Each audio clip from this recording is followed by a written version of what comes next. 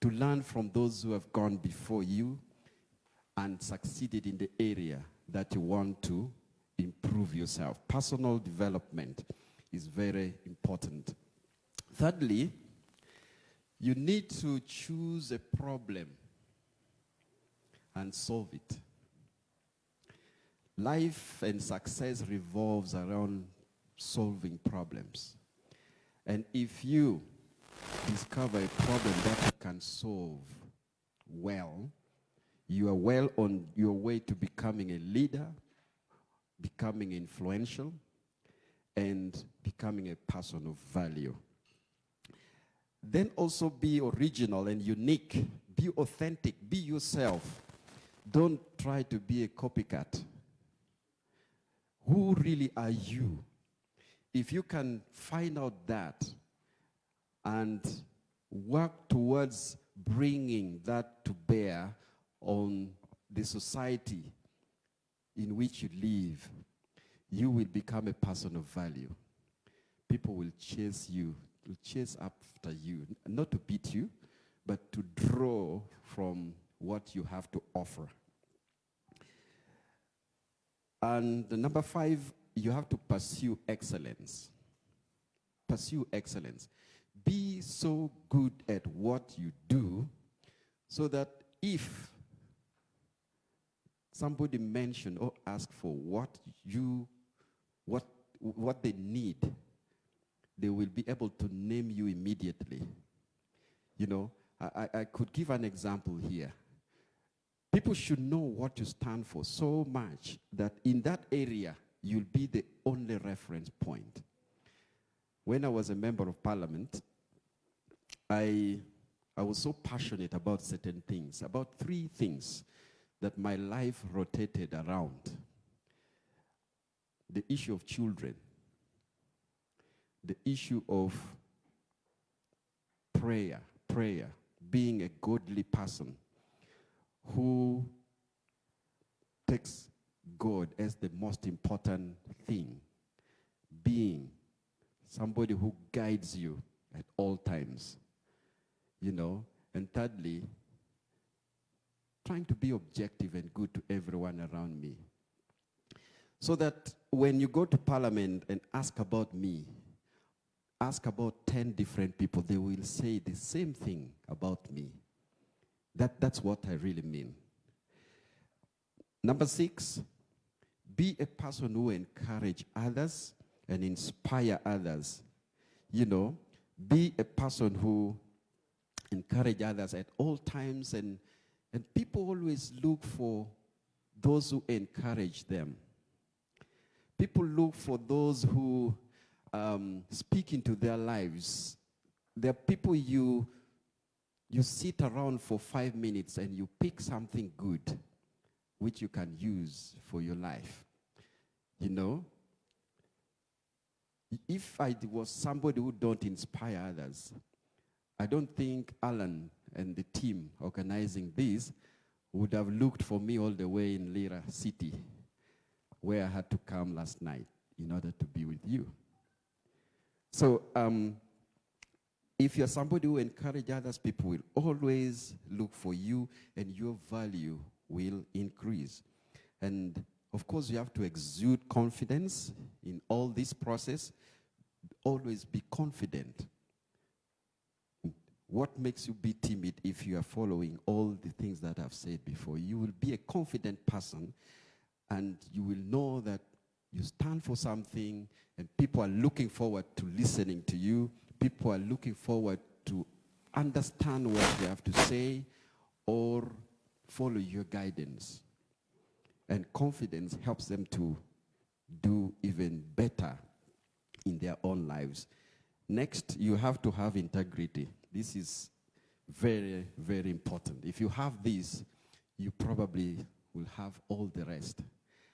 I told you I'm here with Honorable Freddie Ruhindi, who will be introduced later. But I was with him in the 8th and 9th Parliament. And he was a minister. He was a Minister of Justice, and he served so well. He was also the Attorney General. And he served so well and with integrity, so much so that whenever he spoke to advise government or interpret the law, both sides of the house would listen attentively and comply, because they would know that this person who said this is a man of integrity, a man of value. And again, I worked with him up to recently. We were together at the Commission of Inquiry into Land Matters, where he was a commissioner. I was heading a department there. He worked with so much excellence. And perhaps that is why they always seek for him. And I know that in the last elections, the people didn't know what they did. And as of now, they have called him back and he's standing again because they have seen something. And I know he's going to make it again. Am I right? And then number 9, it's respect, or humility for that matter. You have to be respectful. If you have to be a person of value, you have to respect others. You have to be humble. Some people think humility is a sign of weakness. It is not. Humility is actually strength under control. Where you could slap somebody or abuse them because of something they did to you, you check yourself and say, let this pass. That is humility. Look at a horse. Do you know that we use horsepower to describe the strength of our cars? Okay? That shows you how strong a horse is. But look at a horse. A small child can lead a horse which is under leash, and the horse will follow. Does that make the child stronger than the horse, or even an adult? No. The horse has humbled itself and will do whatever it is commanded to do. So we have to have respect for others and humility. I understand we were supposed to have General Mugisha Muntu with us here. He's one person I admire. He's a leader with unique qualities, a very humble leader, a very respected leader. So humble that sometimes people mistake him for being weak.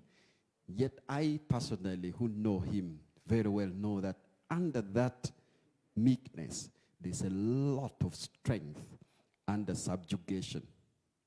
So you need to be respectful and humble.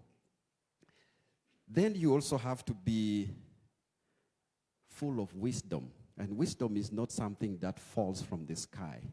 Wisdom is something you gain with time. You look for it. You read widely around it.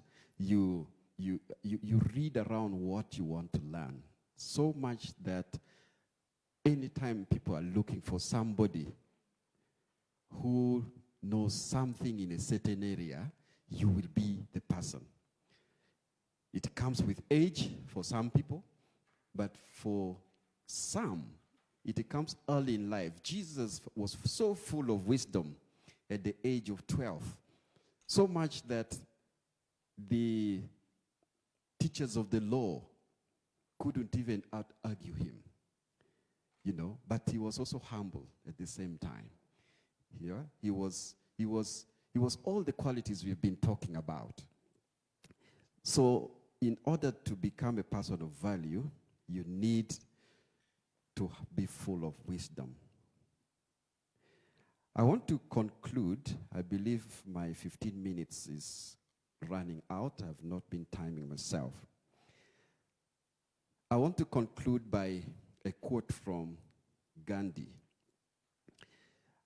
Gandhi said, "Your beliefs become your thoughts. And your thoughts become your words. And your words become your actions. And your actions become your habits. And your habits become your values," what we are talking about here. And then your values become your destiny. So where does it start? It starts from belief. What do you believe in?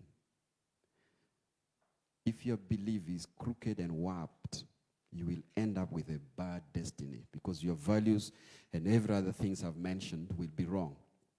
You know? That's why the Bible tells us, as a man thinketh in his heart, so is he.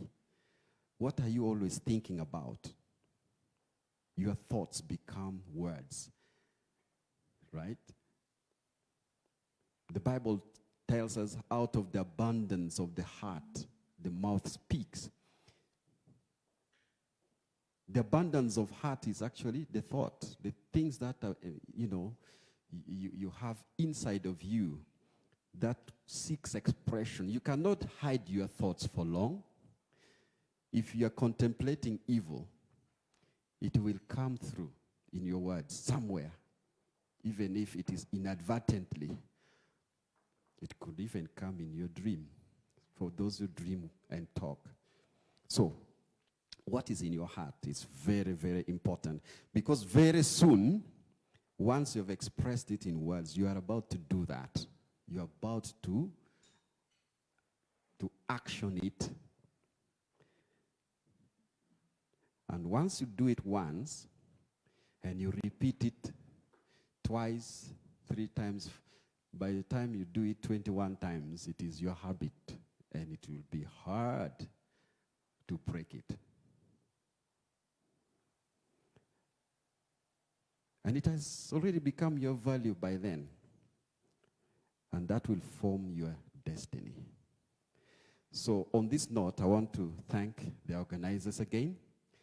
And at the appropriate time, I will give further introduction of myself as we speak and discuss about or around the subject of today. I thank you very much.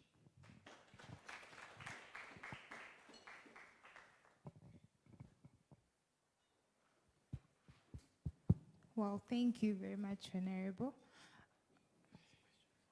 Yes.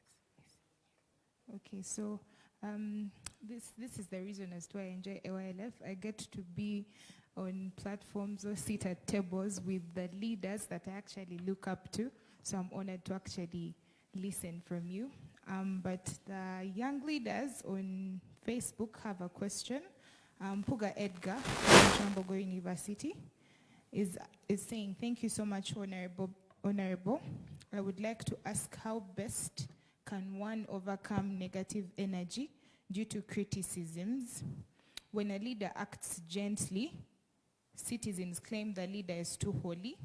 Then when a leader is aggressive, the leader becomes opposition. So what neutral message or advice can you give to the youthful leaders? Be yourself. Don't be driven by public opinion. Stay true to yourself. It is never true that the majority is always right. Be ready to stand alone on one side and leave the multitude on the other. Shakespeare talked about something called the fool multitude. The fool multitude.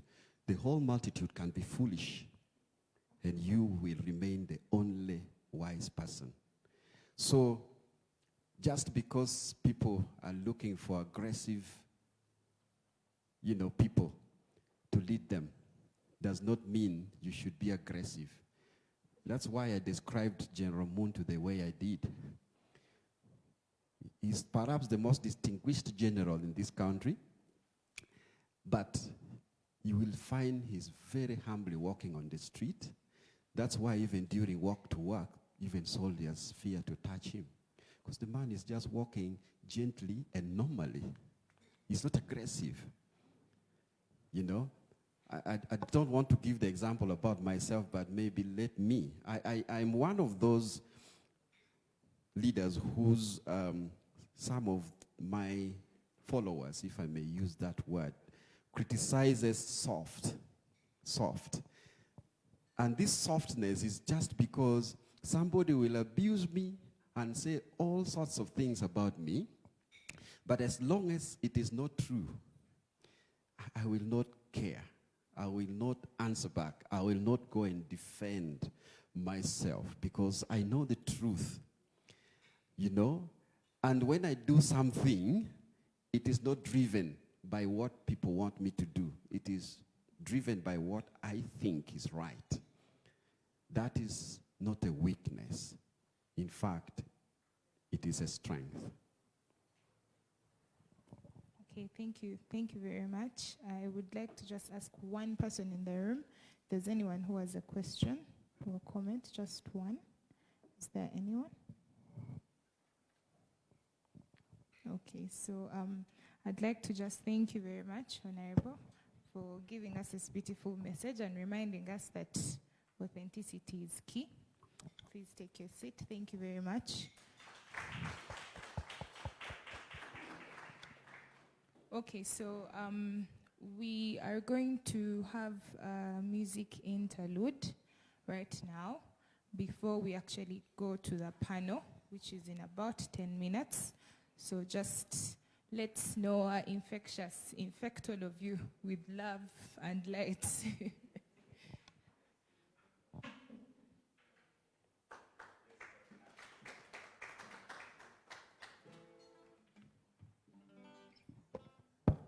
Those of you who are in the audience, feel free to stand up, go and ease yourself. The washrooms are on your right, the extreme right end, and so that you can be able to come back and we do our last and final session. So feel free to go ease yourself. If you feel you still need a cup of tea there, take your cup and use it. And there are fruits around there, enjoy them, and then you can come back and we'll be doing our final and last session. So feel free.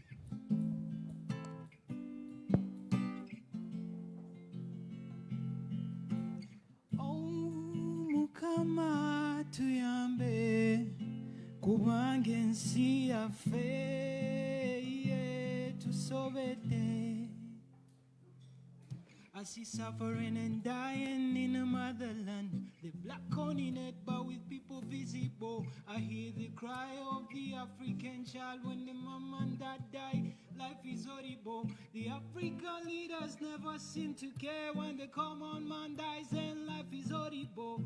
Why should we live with regrets forever? For the time is now, we should do something.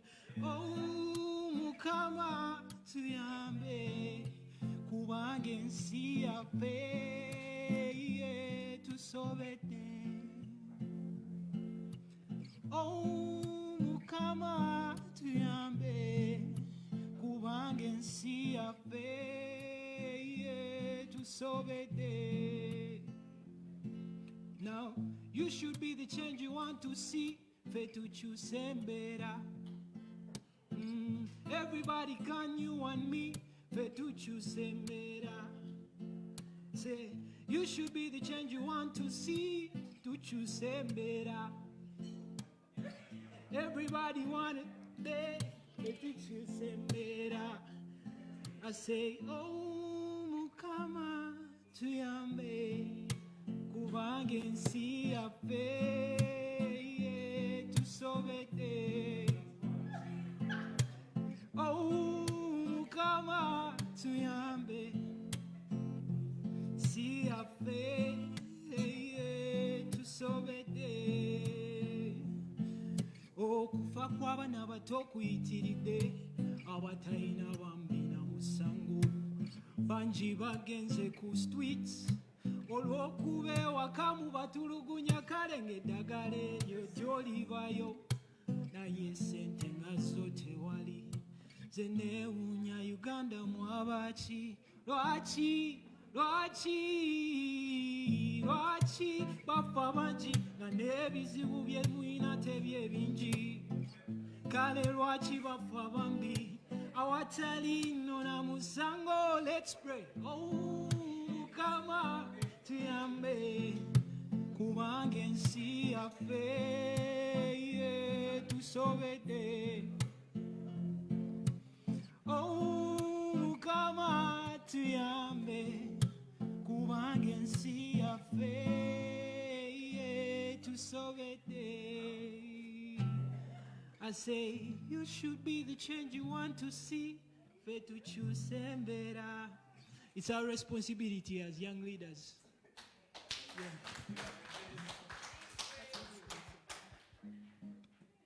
Another one. Yeah, I was told there are people watching from Rwanda. Yeah, shout outs to my sister Jackie. I know you're watching. So,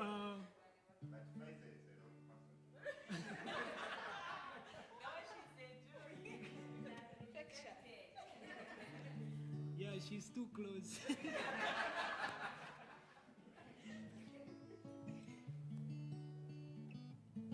So I want to do this for the people in Rwanda.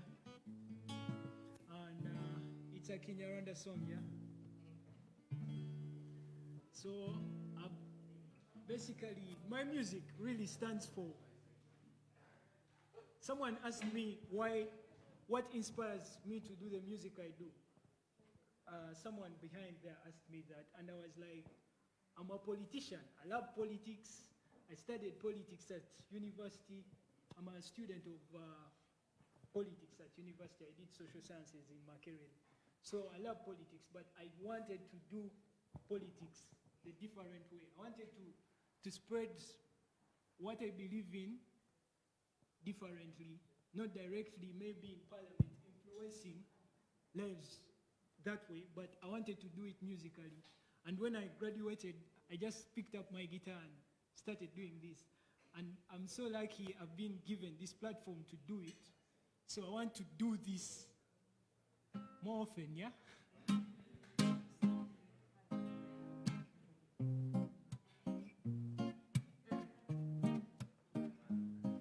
So this song is titled Gunayakadi. It's a song I wrote about a child who approached me and asked me some questions you're going to hear in this song, yeah?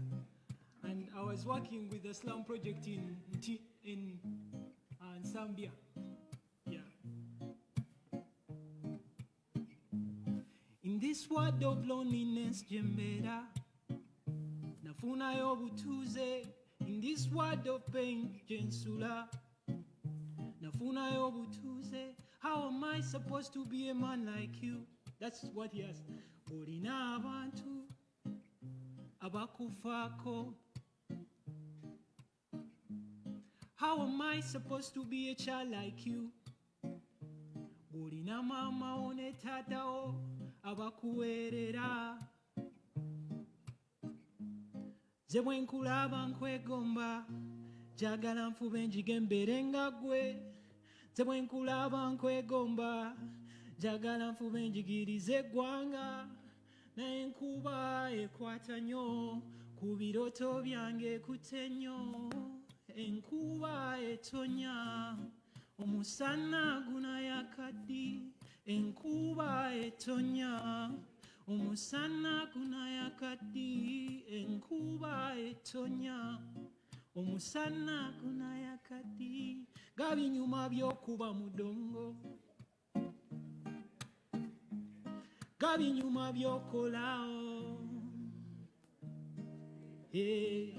Ze bwe nkulaba nkwegomba, njagala nfube njigembere nga ggwe. Ze bwe nkulaba nkwegomba, njagala nfube njigirize eggwanga. Naye enkuba ekwata nnyo, ku birooto byange ekutte nnyo.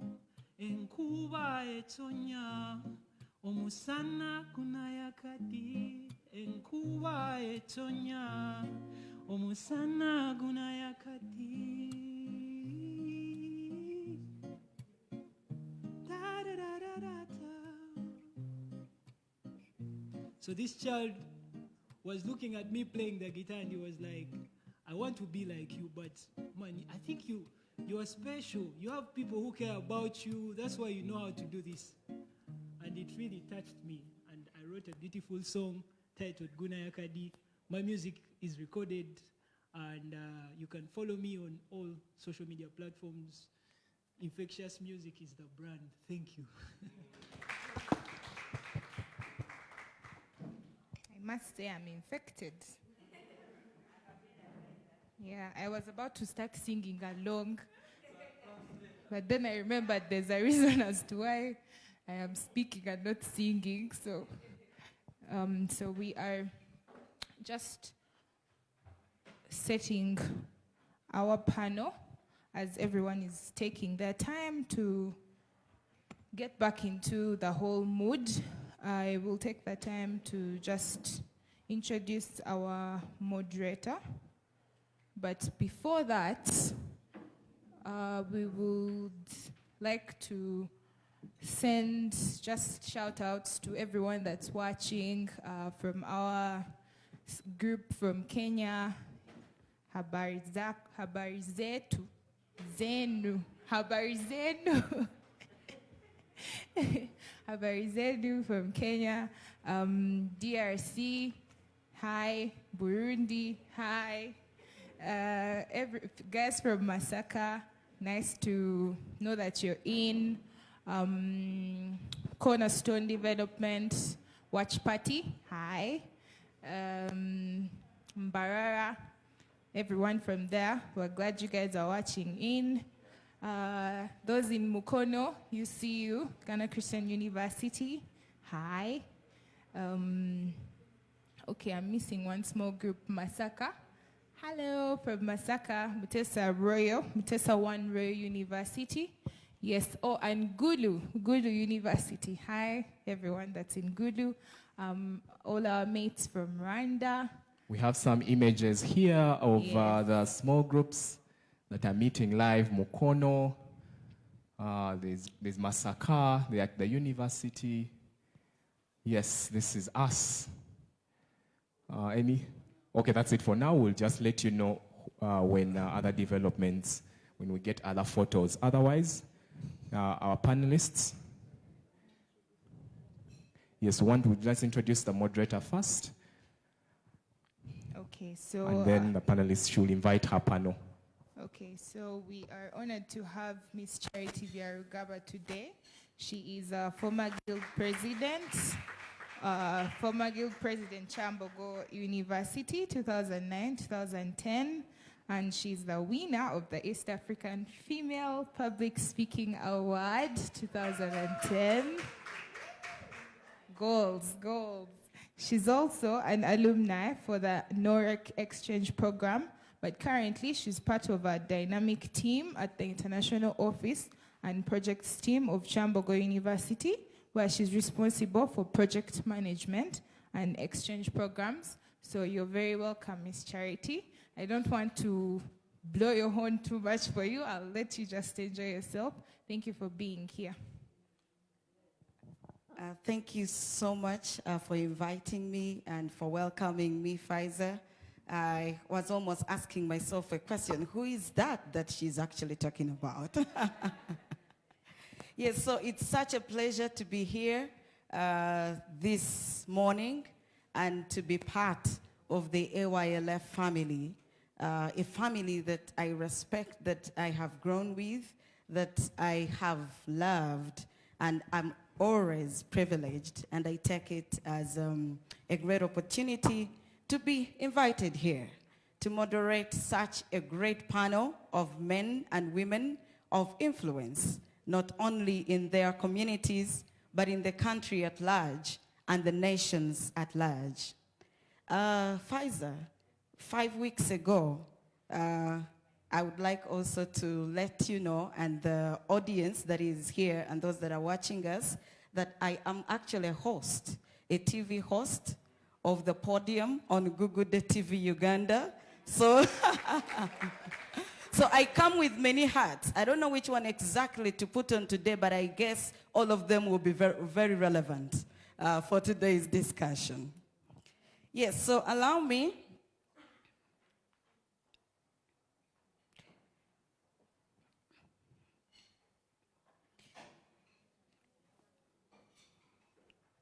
Yes, allow me, ladies and gentlemen, to take the opportunity to welcome all the participants that have joined us for AYLF's 14th Gathering 2020 Kampala.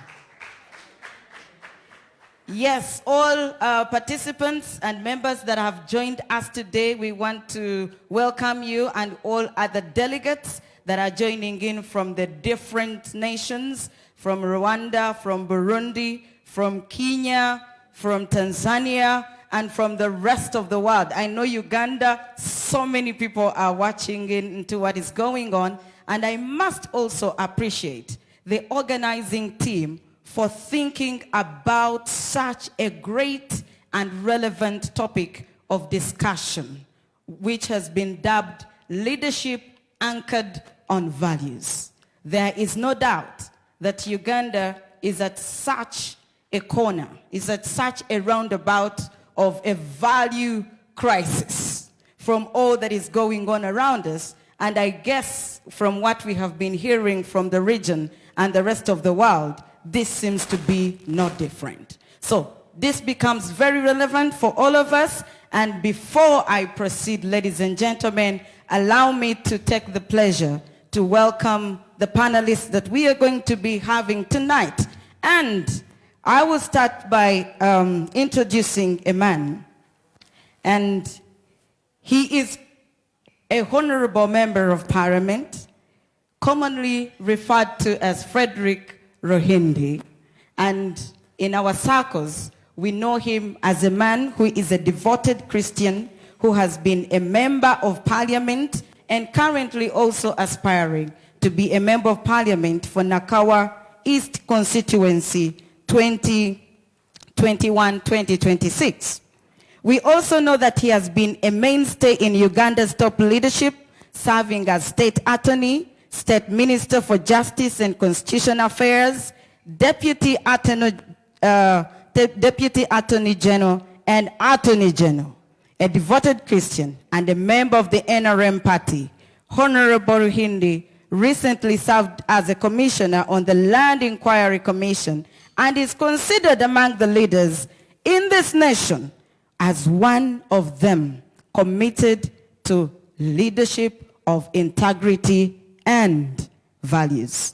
He holds the degree of Bachelor of Laws from Makerere University, a diploma in legal practice from the Law Development Center, and a Master's of Law degree obtained from the University of Edinburgh. Ladies and gentlemen, let's give it up for Honorable Fred Ruhindi to come and take his position. You're very much welcome, Honorable.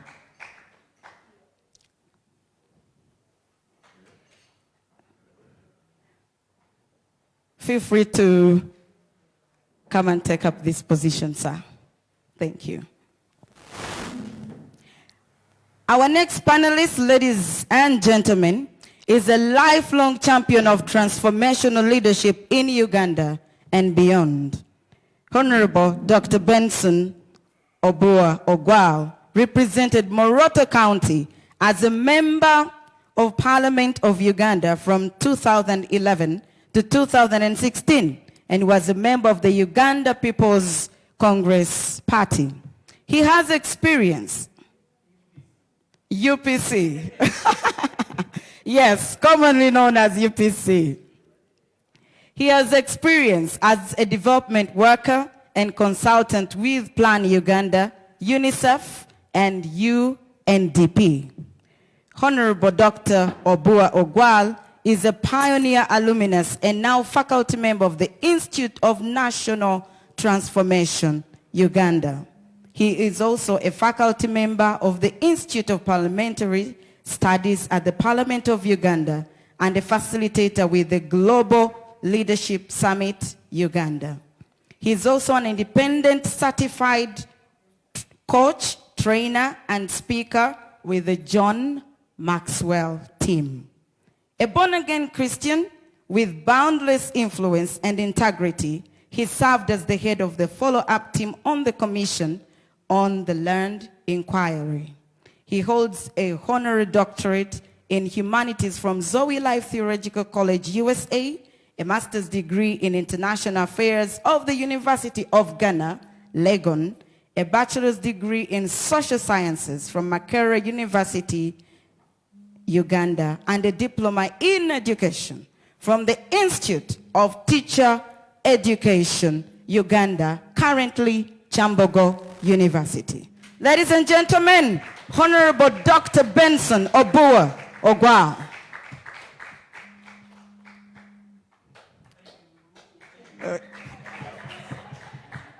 You're very much welcome, Honorable.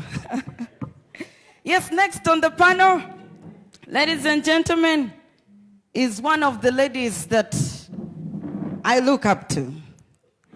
And she's an aspiring woman member of parliament for Kasanda district, a human rights activist, and head of the women wing in the newly formed National Unity Platform, NUP. Flavia holds a bachelor's degree of arts and a master's degree in ethics and human rights from Makerere University. She is an alumni of the Mandela Washington Fellowship for Young African Leaders and at Kenyatta University in Nairobi, Kenya. And she's a founding member of the African Youth Leadership Forum, Uganda. She has also worked as a development worker for over 5 years and is passionate about human rights and women civil rights. Ladies and gentlemen, give it up for none other than Flavia Kalule Nabagabe. You're welcome, Flavia. Iron Lady of Kasanda and Uganda. Yes, our last panelist, ladies and gentlemen, is a third-year student of petroleum, geosciences and production at Makerere University.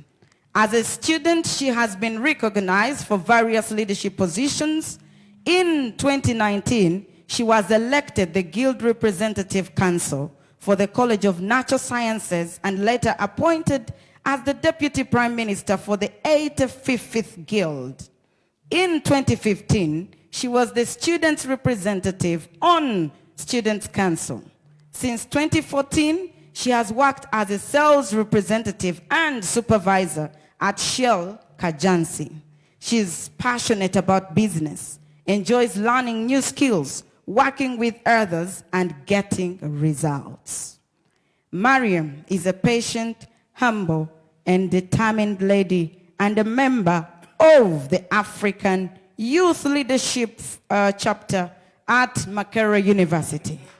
Ladies and gentlemen, behold Mugisha Mariam Chomugisha, all the way from Makerere University. For those of you online who have been asking me questions that how come the youth are not well represented, I want to give you assurance that Mariam is here with us and we are all ably represented. And for that same reason, allow me, ladies and gentlemen, to actually take my seat on my table where we will be dialoguing more closely with the panelists tonight.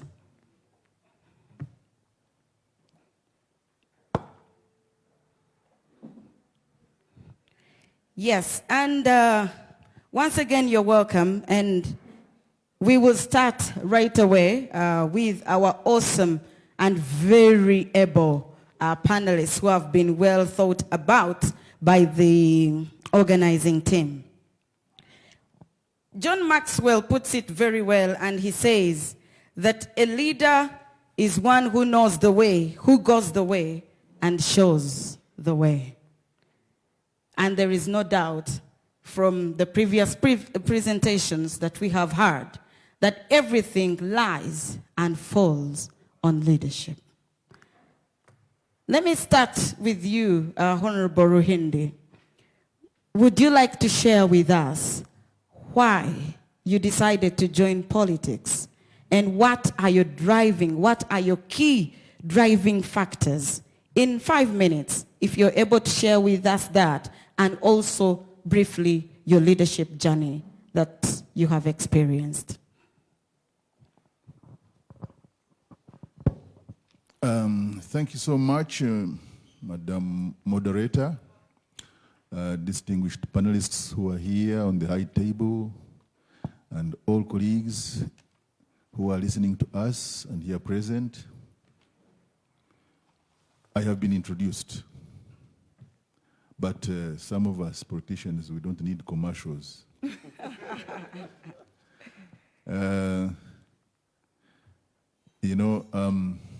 First of all, I want to thank you for inviting me to be here with you.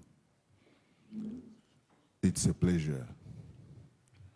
And particularly Nathan and my son Mark, you conspired seriously to indict me here, but I am pleased to be here. To me, politics, whatever name called, I am in politics not out of convenience. I am in politics out of conviction. To me, politics is a calling.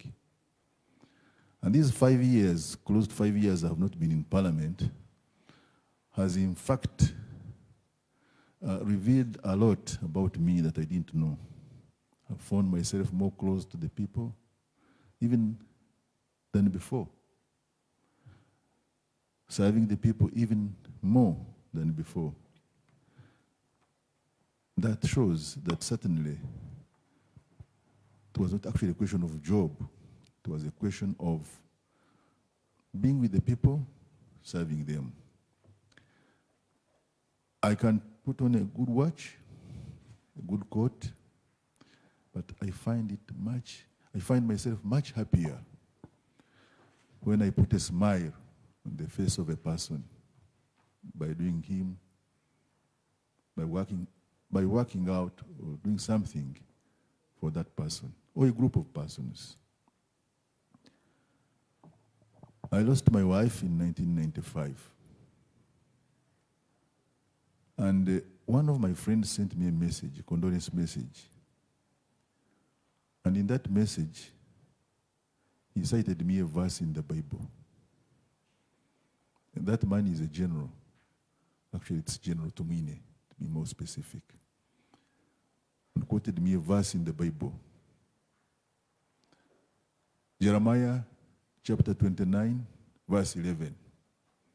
For I know the plans I have for you, plans to prosper you and not to harm you, plans to give you a future and a hope. Then I said, Jesus Christ, my wife is dead. I'm here with these young people, children, and God tells me He's not hurting me. He has plans which are good plans for me and for a good future. God works in many ways. God's ways are not our ways. Here we are. The children are all old. Some are married. One of whom who caused my being here Wow. is a lawyer, is a young lawyer. Works with Uganda Registration Service Bureau. Congratulations. And there we are. So, isn't that verse, isn't that revelation from God the truth?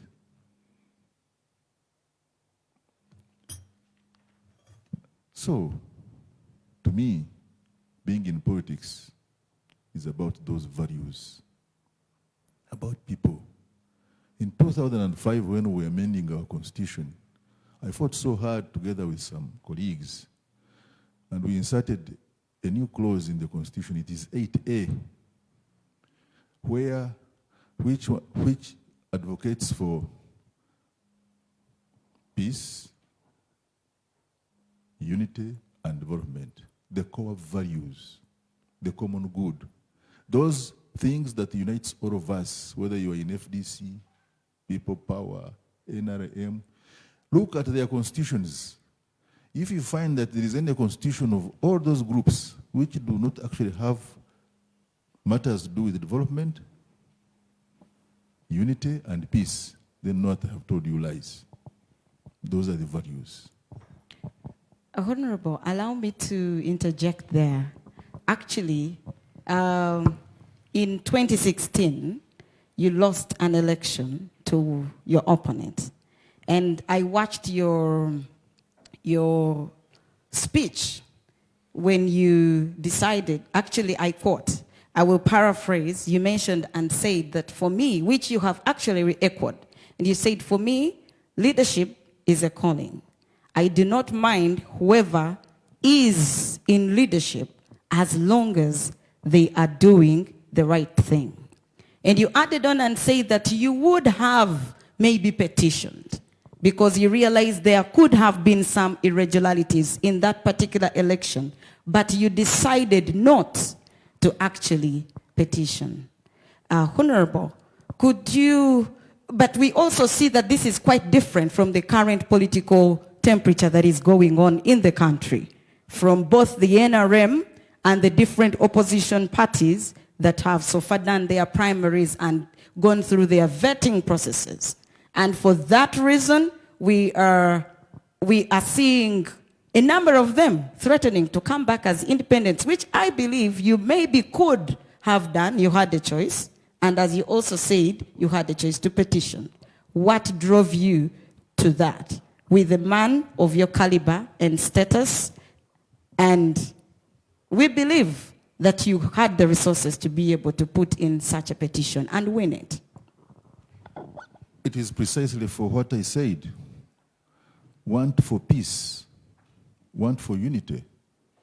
Because imagine, these are people surrounding me and crying. Election has been lost. Yes. Now, me being a lawyer, I know the likelihood that when you go to court, you can either win or lose. Now, assuming you go to court and also lose, now you are actually adding on the injury. True. You see? So what will they do? Now they are crying, now they go to court and lose, now what will they do? Yeah? And in any court, and in any case, they don't vote in courts of law. Votes, you should, if you're a good leader, you need to find out. We can say they have been cheated, but at the end of the day, there could be a reason. You need to tactical withdraw. Step, even when you're moving, it is forward, backward, forward, backward. You just take a step backwards and say, but what could have caused this? And by the way, as I speak, I'm very happy because with a step backwards, as I've told you first, it has revealed who Hindi is, even in the community. Number two, I have managed to unite all those people with whom we had differences, politically or otherwise. Great. That's why, and by the way, my being returned in the NRM party unopposed is not by accident. I worked for it together with my people. We will come back to you, Honorable, because I would also love to understand why things are happening otherwise currently. Not to you as an individual, but from the leadership terrain that we have in the country. But before we go to that, let me invite Honorable Dr. Benson Ogwal Obua. Please share with us briefly. Someone would like to know, why did you join politics? And I've also been having a question at the back of my mind. Why did you decide not to continue with politics? I will start with the last. 2016, when I lost elections, first of all, let me say I am very much like my colleague and friend here. I'm not in politics for a job. I'm in it for a calling. I felt called when I was a child. I think I've mentioned this at an audience similar to this. And at around P6, 7, that's when I received a very clear call. And since then, I've not looked back. But doesn't mean that when you have a calling like that, you have to occupy a position. Political leadership is not positional. But it pays, or rather it is more beneficial to the people if a good leader is occupying a position the Bible tells us when the righteous, is in position, the people rejoice. Yes. But when the wicked are in position, the people mourn. So in 2016, when I didn't make it back, I continued doing other things. Most especially, I rejoice and find pleasure in grooming younger people. So I felt like my calling now was helping young people who want to join politics by grooming them, by coaching them, by mentoring them. But the more I engaged in that, the more I got a lot of call from diverse areas, from different people asking me not to waste the experience and the qualities that I have. And so, to answer your question, I am back in the race. Oh, great. And this time in a bigger way, or rather with a bigger bang, because I'm not going back to Moroto County in a Leptong district.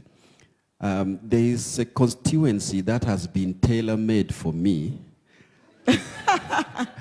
and it came... Is that a conspiracy? I don't know. Just as I thought, let me enjoy my retirement from politics by grooming younger people, a constituency was created. You all know that some cities came into being recently. So Lira became a city, and they carved out a constituency which is now called Lira City West.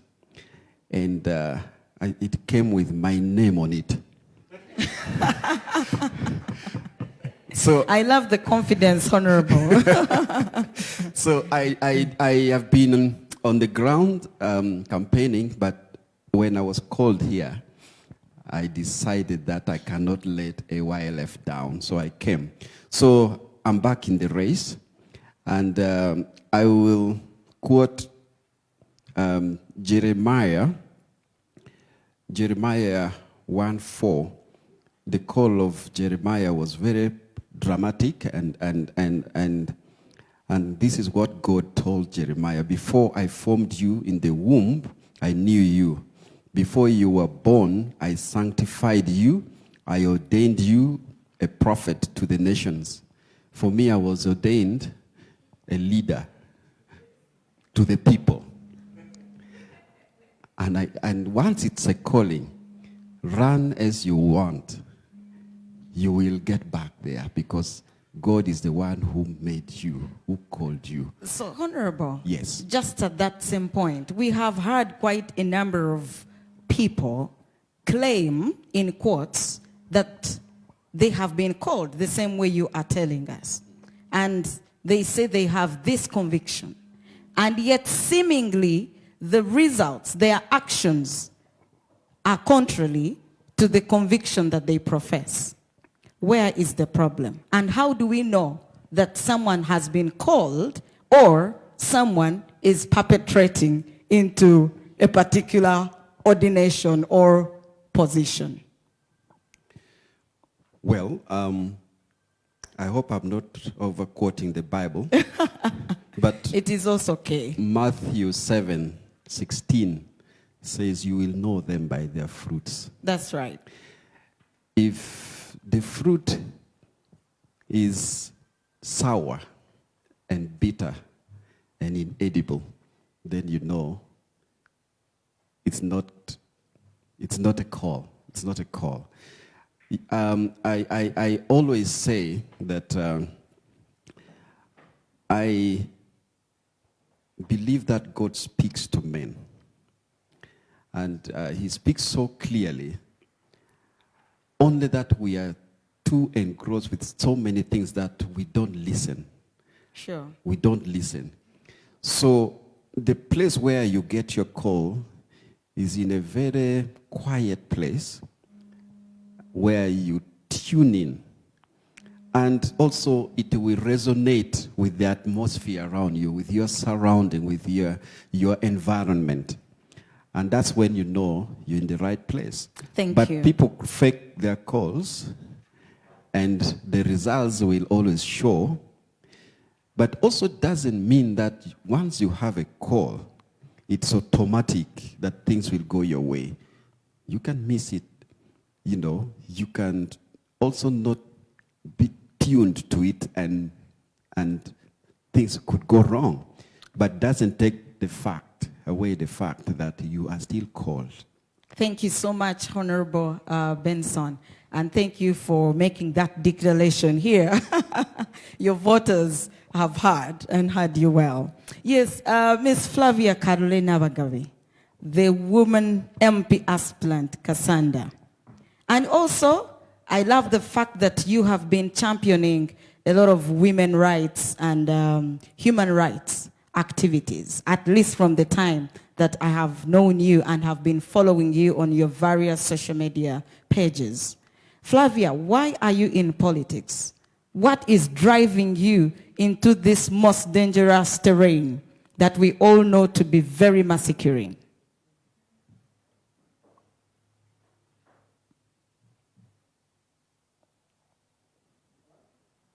Thank you very much, Charity, and good morning, colleagues, friends, the family of Aylf across borders, but also in here where we are.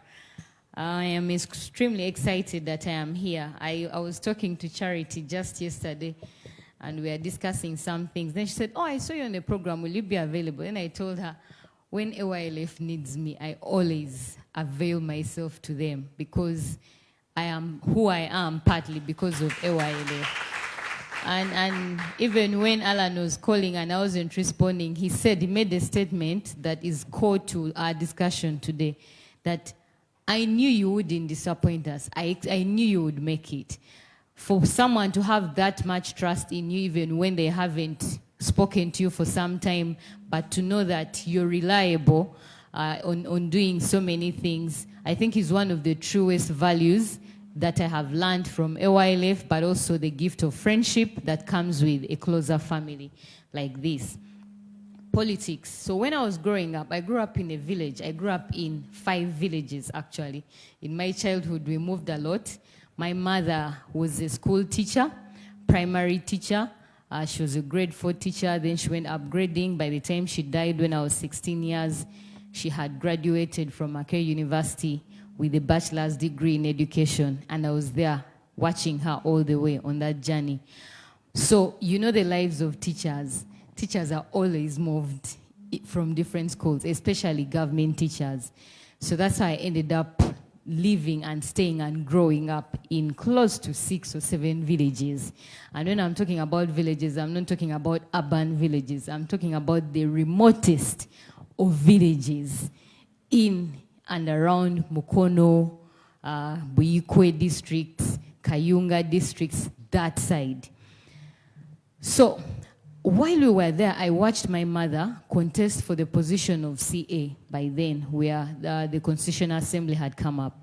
And she contested for that seat. We were quite young, but we had grown up with just our mother, because my dad died when I was just a year old, so I didn't really know him. So that's why I took particular interest in my mother's story and her journey.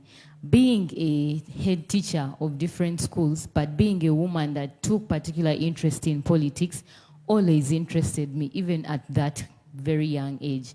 So you can imagine, being her only daughter, she moved with me everywhere she went, like everywhere.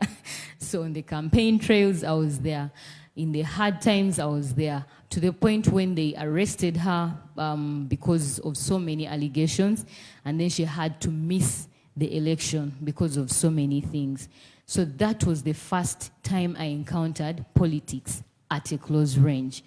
And knowing that I was moved, knowing that I couldn't be in my comfort zone of my home, but grew up in a foster home because she had been imprisoned and arrested due to politics, in her involvement in politics, really shaped so many ideas in my head around politics. I didn't know that I would become actively engaged in politics.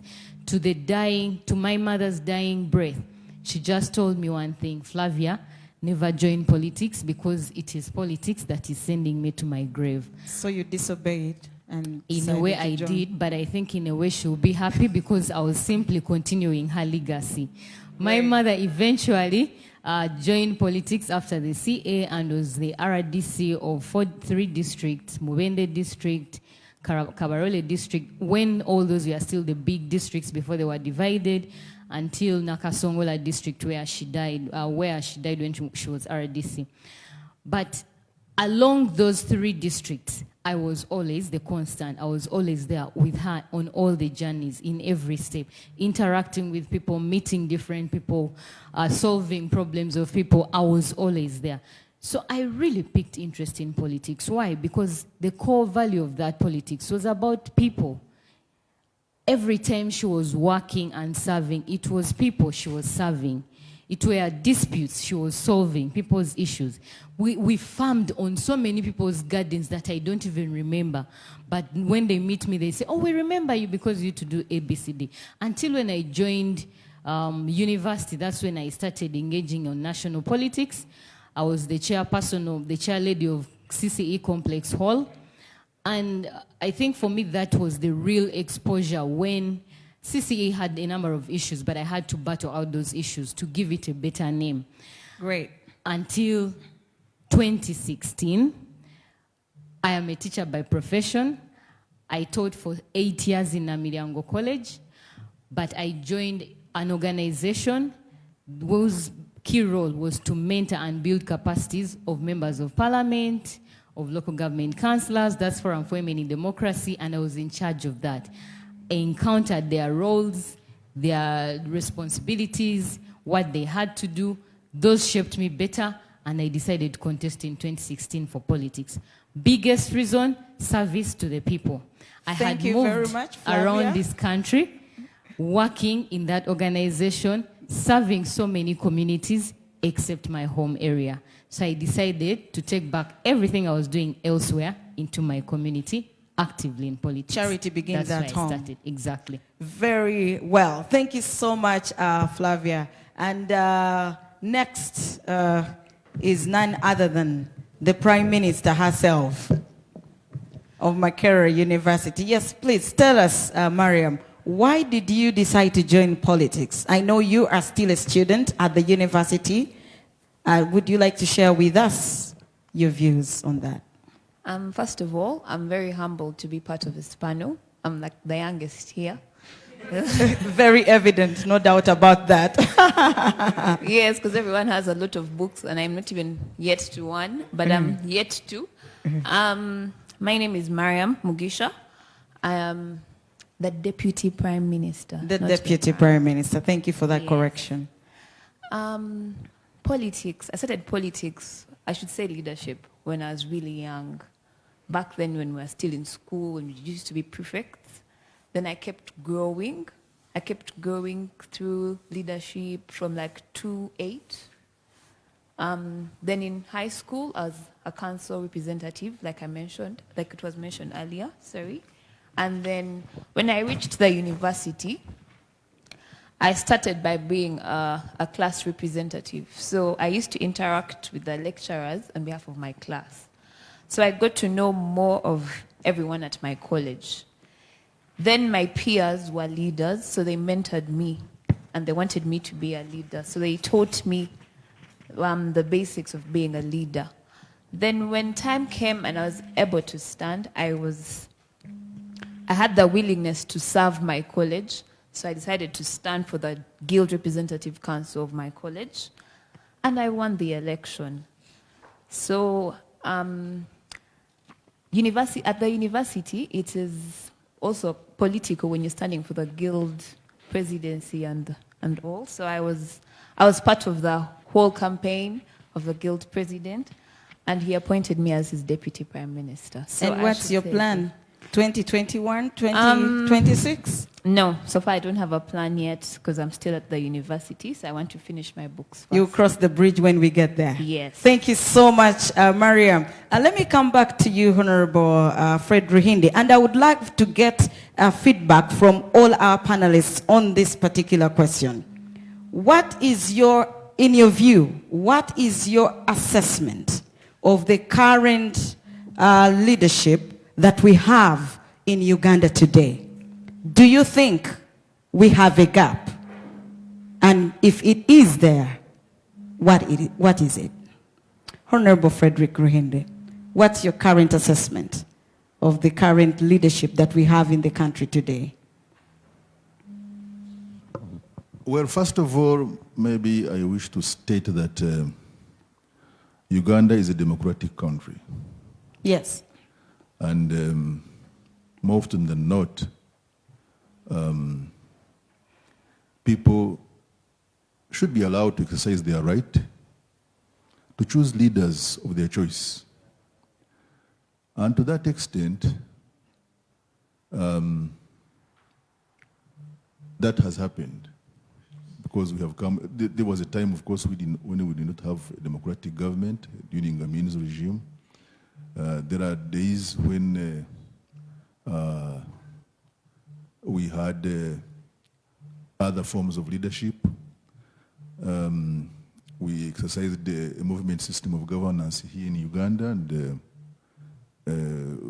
we decided to go away from it and move into a multi-party dispensation. I think, to me, the challenge I have is, there is a man, the young man who sang here, the first song about Ubuntu.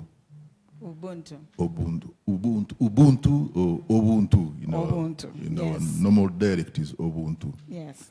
That your life and my life depends on the lives of others. Sure. And to me, that is critical. And another leader, I think in India, Mahatma Gandhi, said that in this world, there is everything to satisfy our needs, but not our greed. I think, to me, the gap we are talking about, I see excessive greed among our leaders. Excessive greed.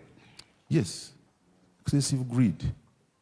There is a lot of greed, and we could live meaningfully within our means and within the endowments that God has given us.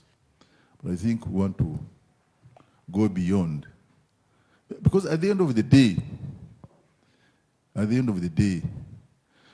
when I worked in Uganda Investment Authority as corporation secretary, one time I traveled to Geneva. And in the middle of the city, on one of the high streets, there was Mobutu's hotel, skyscraper.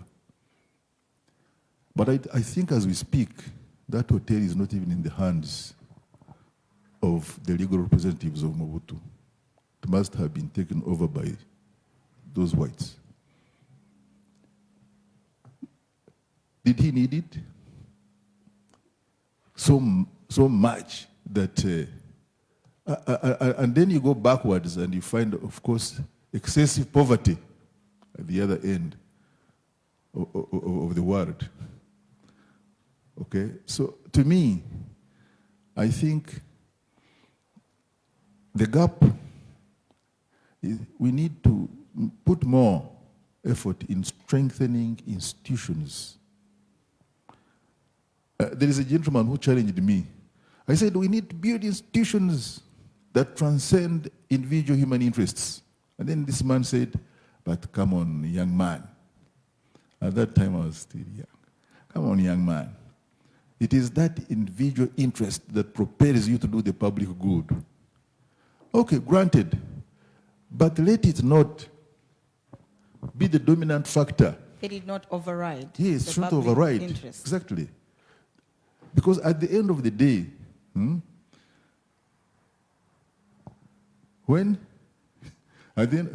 you know one thing? If you have a neighbor, and the neighbor loses a person, gets a catastrophe, a misfortune, do you go in your home and sleep? If you want to sleep, ensure that your neighbors also sleep. That's good leadership, by the way. That's how some of us started being leaders. Yes, Honorable. But then someone else at the back of their mind would be asking a question. For example, you're a member of the NRM party. NRM has been with us for the last now 35 years. And here, you're talking about building institutions. Does that imply that NRM has failed to build institutions that would otherwise be the ones creating the good leadership that we are talking about? Institutions, when I say building, it doesn't mean that institutions don't exist. You talk about the IGG's office, you talk about an independent judiciary, you talk about an independent parliament. So what has gone wrong? I think maybe the people. The individuals? Yes. And I think we need to put in more effort, maybe in vetting our leaders for some places of work. We need, I think, to me, I think there is a missing gap. There is a gap, there is a gap in that particular area. Because I fail to understand, and my colleague here will actually agree with me because we have been together on this commission of inquiry into land matters. But what we were seeing was certainly very absurd, you see. And you find that it's okay when you actually get wealth that you have earned and genuinely earned. It's okay. That's what we all aim at, because no one wants to be poor anyway. But when you talk about the land grabs, when you talk about this and this, then it is certainly absurd. So we need to put more effort in sieving out leaders for certain jobs. We need to put in place laws that are more effective and deterrent, and we need to put in place people who can enforce those laws. Well, you may talk about so many things, but I think, for instance, that anti-corruption unit of Kano Nakarema is really doing doing something good. Yes. So I wish we could have many of those such people, so that really, because human nature is incredible unless it is tamed otherwise.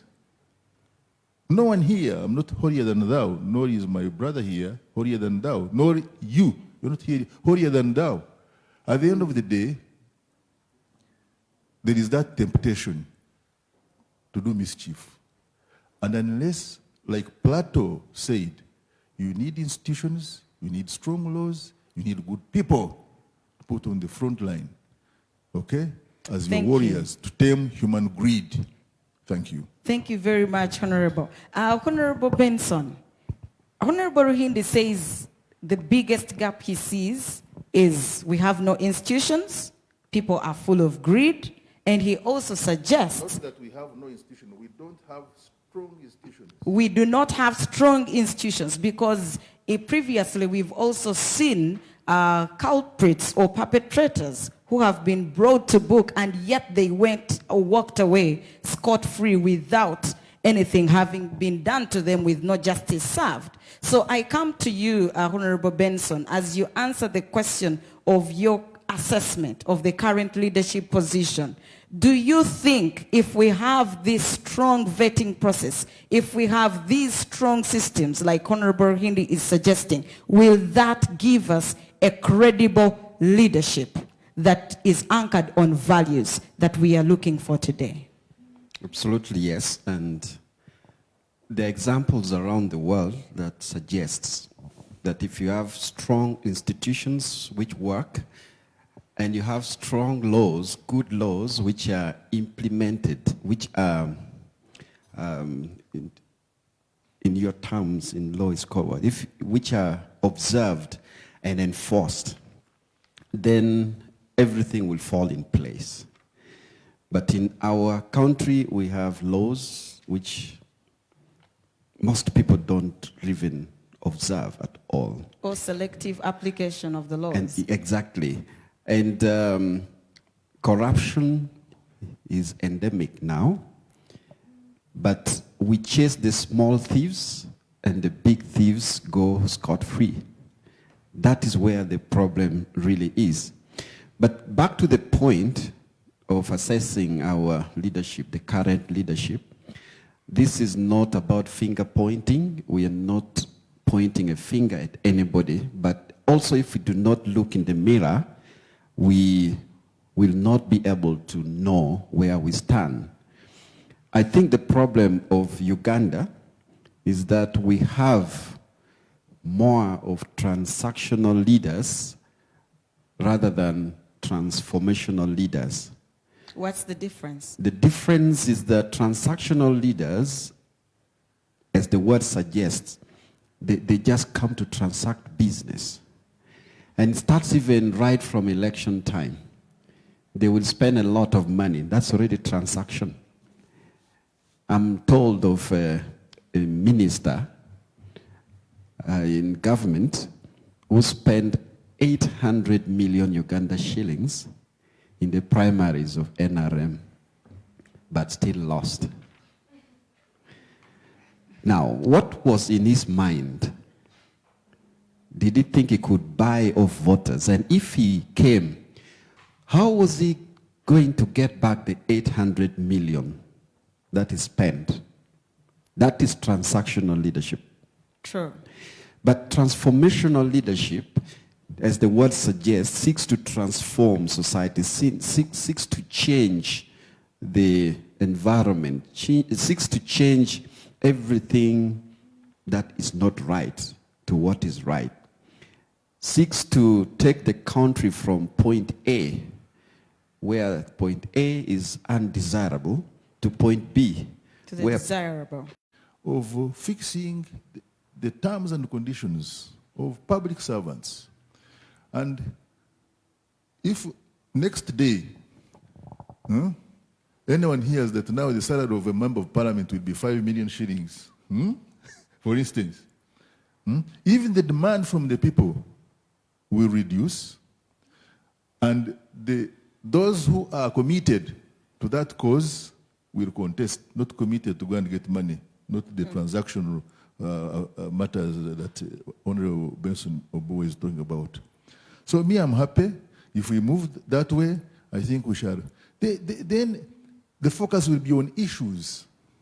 You go to the constituency, it will be issues-based kind of politics. Are you bringing for us hospitals? Are you bringing back for us schools? Are you going to do ABCD? But now it is on the Kedemuchi. What have you left for? Thank you very much, Honorable Henry. May you conclude, Honorable Benson. Yes, so I'm served, but not for the money. You know? Because them don't even qualify. It's because they want to...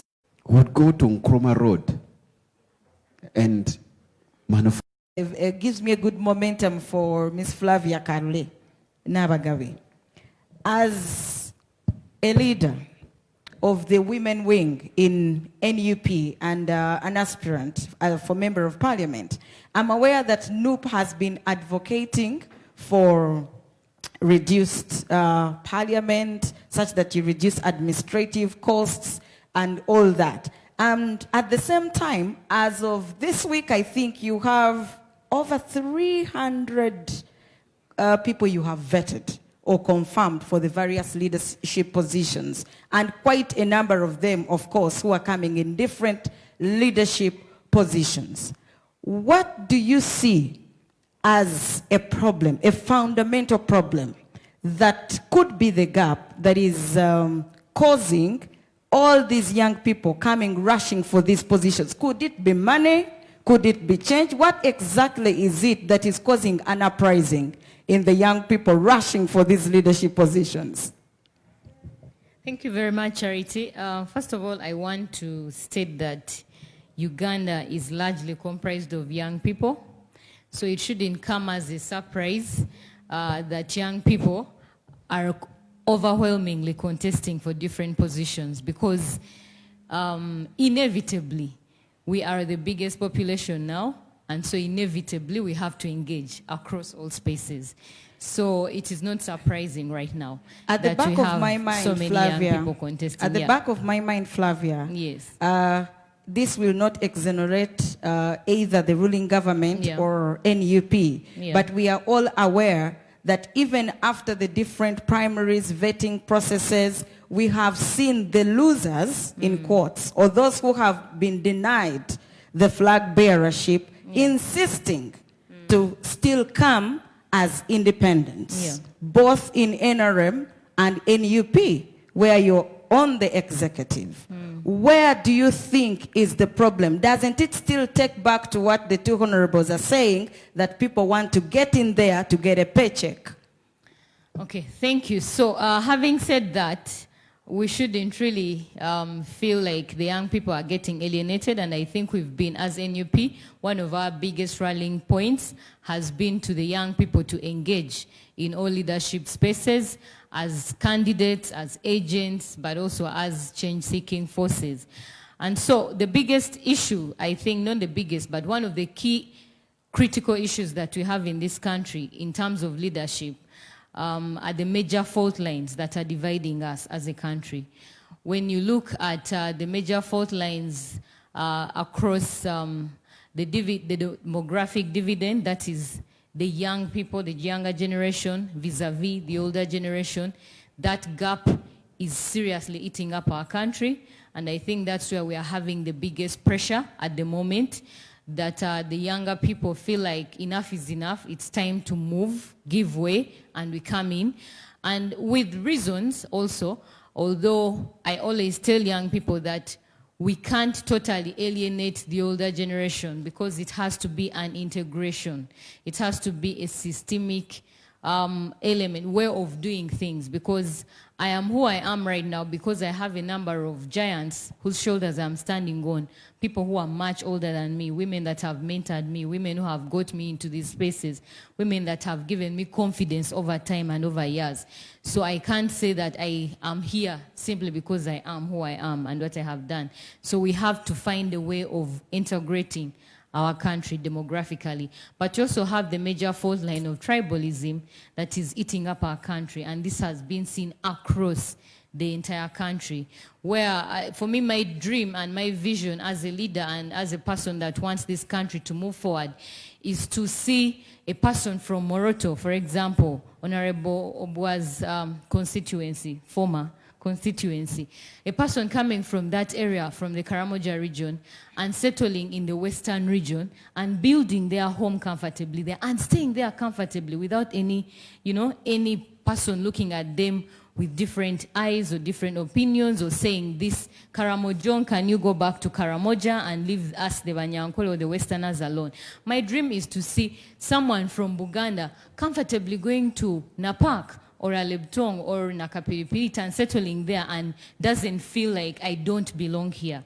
If we can work across those tribal divides, and it has to start with us, the younger generation, because our elders, unfortunately, drew those divides really widely and vividly. So we have to work on uniting our country, because at the moment we are totally so divided, and I don't see us moving forward. So without national integration, we cannot as a nation develop, and we cannot move forward, we cannot do any fundamental nation building, which is highly needed in this country.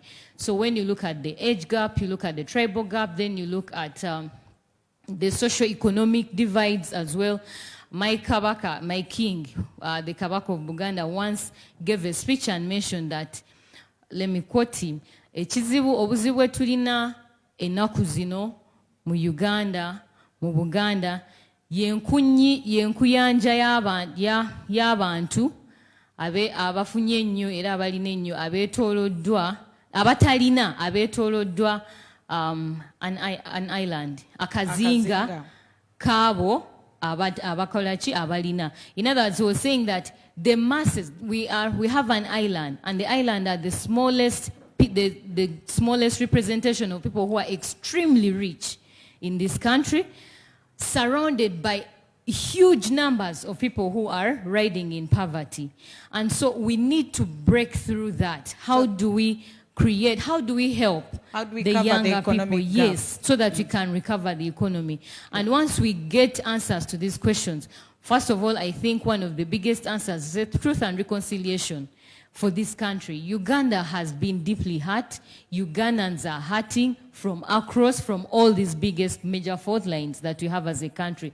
How do I get someone from Gulu and Acholi to speak to me without me looking at them like, these are the Bakoko, these are the animals, these are the people who created the war that, almost took all our relatives. How do I start looking at them in a different... Even at that young age, what do you think can be done to change that attitude of leadership at a university level? First of all, like Honorable Frederick said, this country is a democratic country. At the university level, yes, there's also been the fact that the environment and the situation around us is having corruption, and it is like everywhere.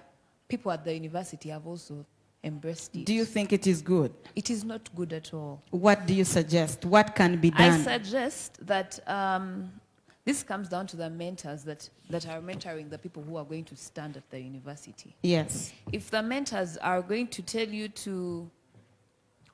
teach you how to be a great leader and have great values and know what you stand for, integrity and all, then maybe we'll have better leaders. But if they're encouraging by giving you money to buy off your voters, if they're encouraging you by buying for you very many things to persuade your voters, then you're not going to have a better leadership.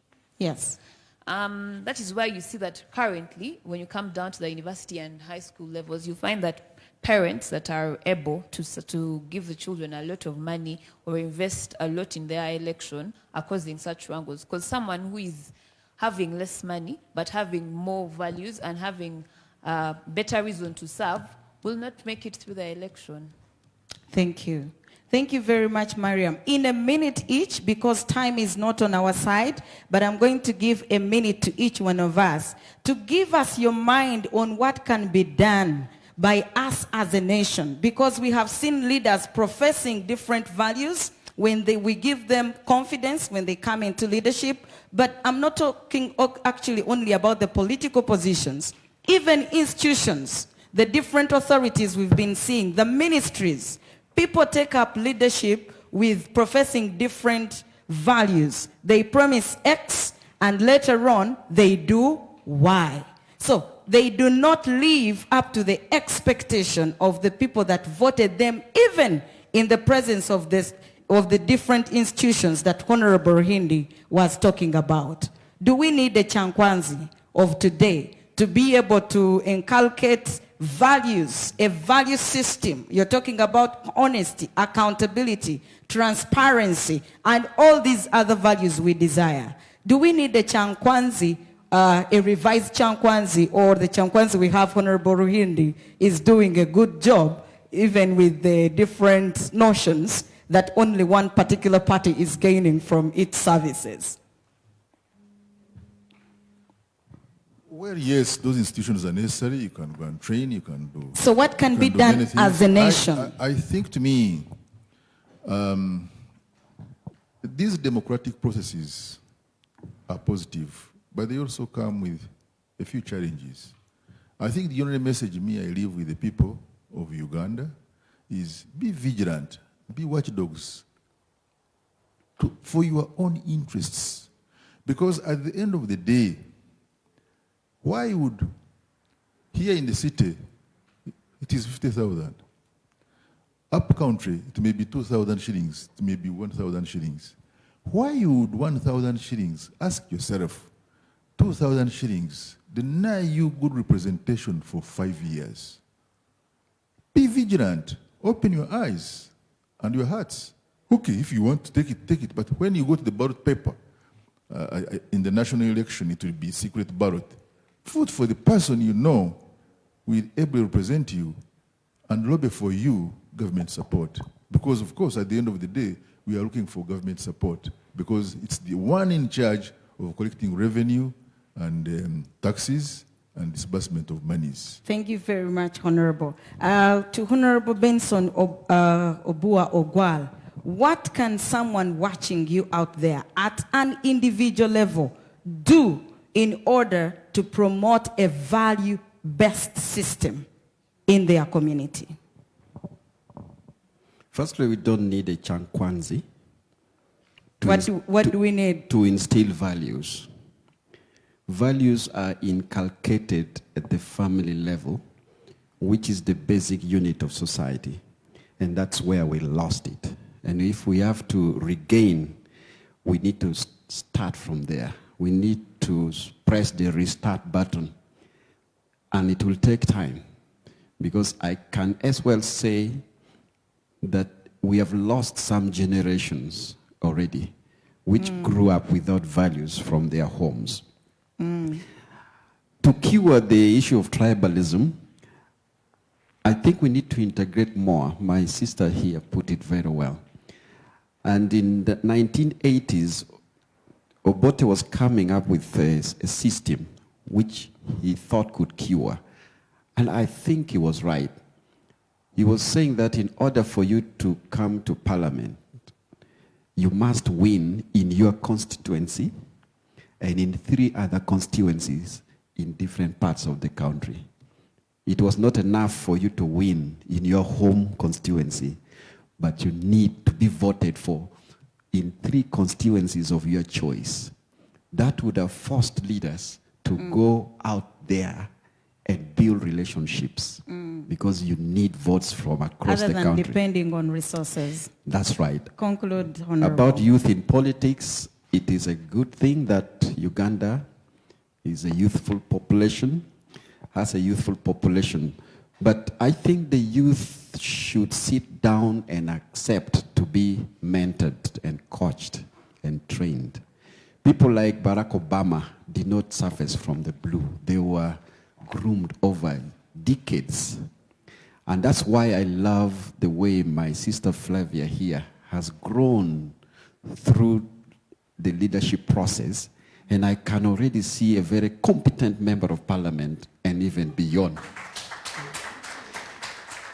Kudos to you, Flavia. But I think it is because she availed herself and allowed herself to be coached. Thank you so much. I want to end by this quotation.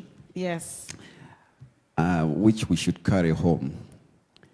If we must sacrifice the present for the future, it is wholly advantageous. For the present is but transitory, but the future extends far into eternity. And you know who said that? Dr. Apollo Milton Obote, when he addressed the Tanzanian parliament during a constitutional crisis.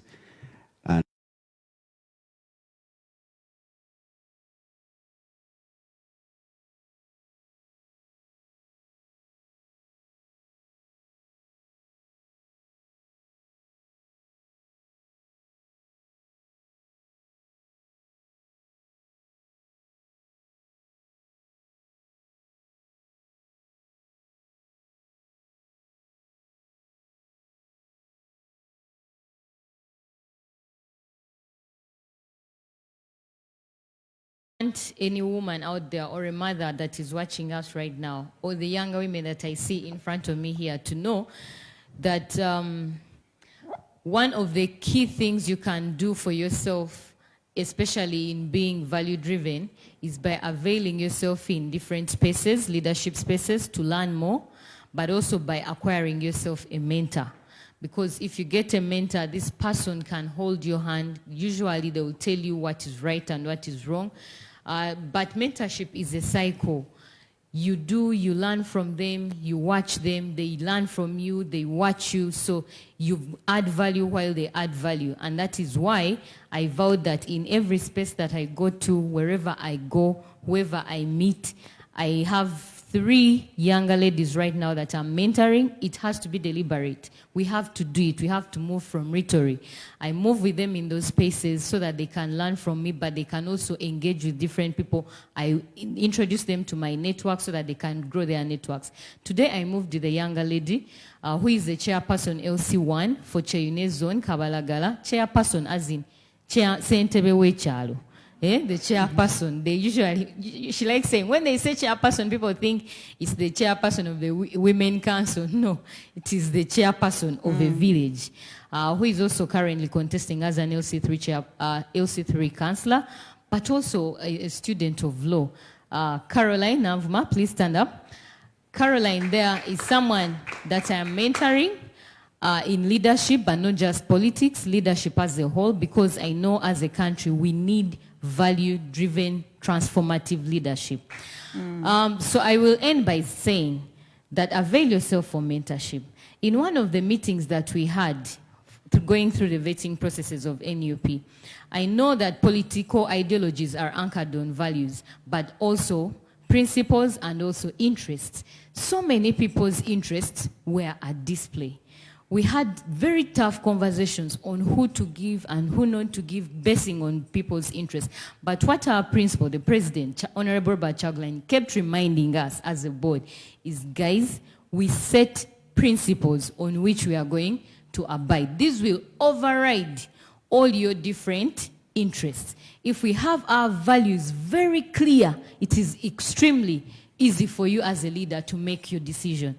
But if your values are always, today you're saying this, tomorrow you're saying the other thing, you will always be swayed. The other thing I learned in politics, in the few years I have been in politics, having contested in 2016, as you and conclude, to now, as I conclude, Madam Flavia, is when you don't have these values that you anchored on. Most of my values are about love, reconciliation. I think I'm a very reconciliatory person. I try to avoid confrontation more. But I learned that politics comes with so many challenges and so many enticing new things and beautiful things. And as a young woman who is in that space, because of the different challenges we face, it is extremely easy for you to lose yourself when some big guy or some older guy or someone comes and says, just sleep with me for a night and I will give you all the money you can use in campaigns. It is so easy. If someone came to walk up to you and said, let us go and see the other witch doctor so that you can win, despite all the odds. And those proposals have come to me directly. It is not Wolokoso, it is not Lugambo. But what always drives me to making a decision better is what values I am holding myself accountable to. Thank you very much. God-fearingness, love, thank you unity, very much, peace. That has always helped me decide very fast. So, as I conclude with this quotation, Job Stewart said, if you don't stick to your values, when they are being tested, they are not values, they are hobbies. If you don't stick to your values at the time of being tested, they cease to become values, they become hobbies. Please reflect on that. Thank you so much for listening to us. Thank you very much. Yes, Mariam, in a minute,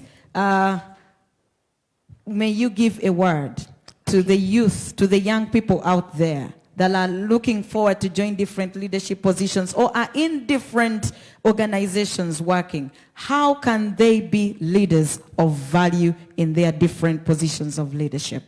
Okay. First of all, authenticity is essential. We seek quality, not quantity.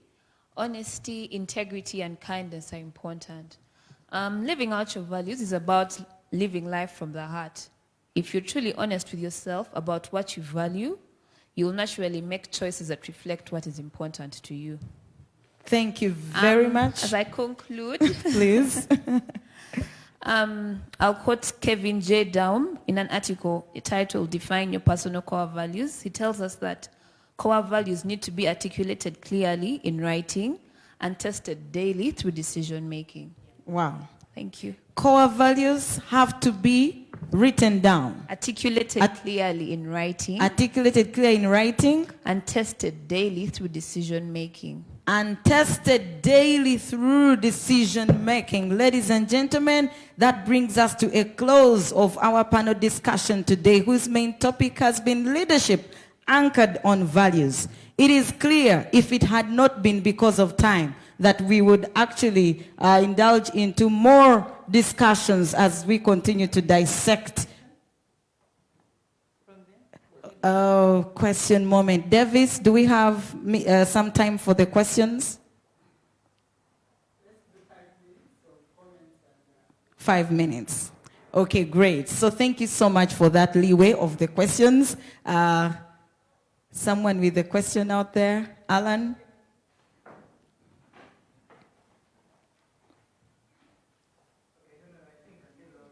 Yeah. Maybe for the sake of the online audience, are they able to hear you?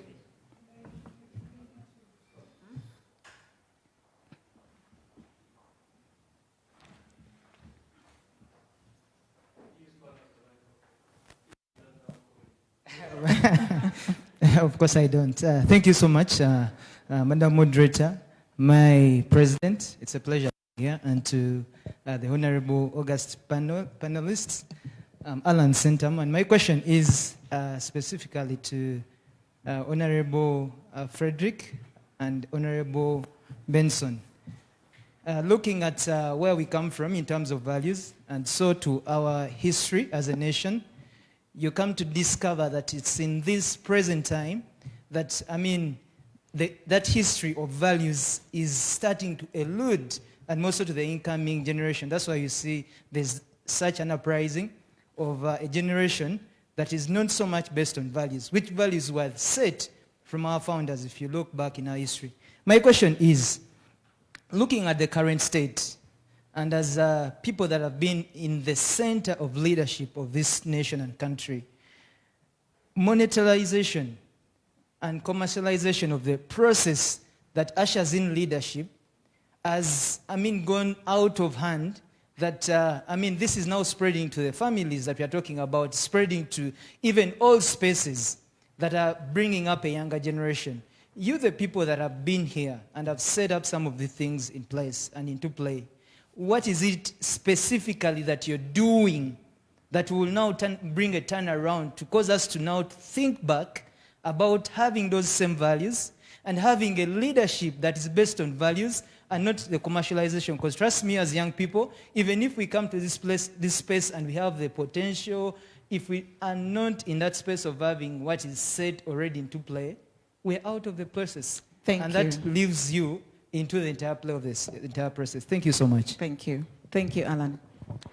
Can we take another question, and then we will have them respond? Yes, we have a lady right here.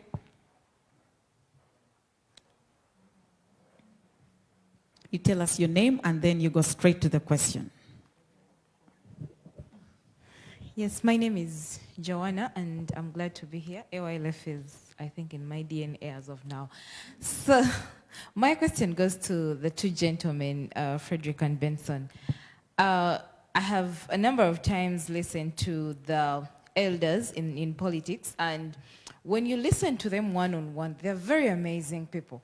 But when they get to the politics, they become something, I don't understand, something different. And they shed off the skin. Yes, they shed off the skin. And I am always wondering if you're really, really mentoring people of value, and then when we meet you here on an individual space, you speak nicely, you actually have individual values that are even Christian-based. But when it comes to the actual politics out there, it's very different. The people you're mentoring, I can say that I'm a lot in youth leadership. So when I see, I'm sorry, I'm going to use this example, but when I see the people that belong to the ruling government, the young people that are coming in politics, the views they put out there, they actually, as themselves, do not have any values as far as the politics are concerned. Someone can even post on their status and they're abusing all the other parties. And I'm wondering, if we have the elderly that are saying we need to look up to them, how best are they mentoring these people? If someone can say, as the noob goons are doing this, so I really want to understand what exactly goes wrong when it comes to mentorship, especially for the young people that are coming in your shoes and in your political parties? Thank you. Thank you, Joanna. That should be the last question in our segment. Because of time. This goes to Honorable Opua, and it's first of all a disclaimer. It is not an attack. You've said that you had retired, but then when they created a new constituency, you decided to come up back again. Does that mean that as a mentor, there was no one, particularly in your own constituency, that you had mentored that could take up this position? Your name again? Nsoga Simon Peter. Simon Peter. Thank you very much. The questions mainly went to the two gentlemen right here, and I'll give them opportunity to respond to that. The first question from Alan, he's seeking to understand what you are doing. Well, I think to me, the questions were good questions, and although they were quite a mouthful, let me tell you one thing, and there is no pun intended. I don't intend to hurt anyone. Mischief is across board, cross generation, whether you are old or young. But let me say one thing. As young people, haven't you witnessed cases of your colleagues getting jobs in some places, and in 2 years or 3 years, the person has built a bungalow, the person is driving a Benz, and you are there, you don't even have a bicycle, you have not even actually bought a mattress to sleep on. Haven't you witnessed those cases? So, as young people, let's challenge ourselves. What should we do? Why don't we expose these people? Go to the media and, like we are here, and expose them. So and so got a job in that place. Before he went there, he had no mattress. Now, 2 years down the road, the person has got, life audit. Life audit is missing in our inspectorate of services. We don't see much of it. We don't expose these people. You expose me, Hindi. We know you own this. We know you own this. Where did you get it as a leader? If a person is a business person, maybe, but you're a public servant. Okay. Now, by having all those things, why should you be actually still insisting on a job where you are being paid 900,000 shillings a month? When you have got things in billions of money, what would you be doing in a public office? So the challenge I am giving you is, let us expose these people. Daily, constant exposure, and then we see where we end. By the way, before I end, I am contesting in Nakawa East. And if you want me to give you my telephone numbers, my slogan is accessible and dependable. So my telephone numbers 0772-434-705 and 070-2434-705. If you ring and I don't pick, send a message. We shall talk. Good luck. Great. Thank you very much, Honorable. And any other question that you would have wanted to channel to him, I guess you would equally ask him when you have it. Was there another one? I think you have summarized it quite ably. Yes, Honorable Benson. Thank you. I want to start with Joanna's question. Or it wasn't even a question, it was an assertion about politicians who proffer one thing and then practice another, chameleon kind of politics. I don't mean the musician. Chameleon changes colors, And I just want to say that the kind of politicians you are describing does not describe me and Honorable Ruindi here. Not at all. This is not to say that there are no politicians who lie and put a facade just to achieve a certain, but for me, and I know Honorable Ruindi, and quite a number of politicians, who what you see is actually what you get. And I am genuine about mentoring and coaching the younger generation, which brings me to Mr. Nsubuga's question. Why did I come back after retirement? I use the word retirement very loosely, but I would rather have said I am now refired. Because like he said at the beginning, 5 years is a time that I had to reflect on a number of things. And because of the things we used to do, some of us have been recalled. You know, there was a time I feared even getting near to Parliament because every corner that I turned, there were too many lamentations from sitting members of Parliament with whom we shared. I was, by the way, in the 7th, 8th, and 9th Parliament, which you said I was only on the 9th Parliament. And every corner you turn, you hear condemnation of why did you leave? As if we chose to leave. We were pushed out. But we still have a lot of values. But after we left, you've all seen what happened. Did we used to fight and beat each other in the house like it's happening now? No. Did we used to, you know, there's so many things that have gone wrong. And don't be surprised to see many members of the 8th and the 9th Parliament coming back. They've won their party primaries, and many of them are lined to come back because of something that has gone wrong somewhere. Personally, I didn't want to come back.